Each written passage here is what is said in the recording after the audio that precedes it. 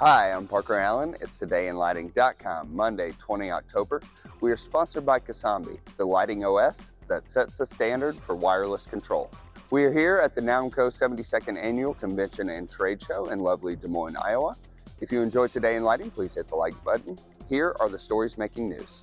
Kenall Manufacturing has partnered with SESCO Lighting across most southern U.S. territories, excluding Georgia, South Carolina, and Jacksonville, Florida, aiming to expand growth, increase efficiency, and leverage SESCO's proven success in select markets. You can read more on EdisonReport.com. At NYControlled last week, Randy Reed spoke with Colleen Harper about IES's new management agreement with AES. She explained how IES will provide administrative support while AES stays independent, creating shared resources, operational efficiency, and potential opportunities for future collaboration. You can watch that full interview on EdisonReport.com. Also at NYControlled, Randy moderated a discussion on fixture manufacturers bringing lighting controls in-house.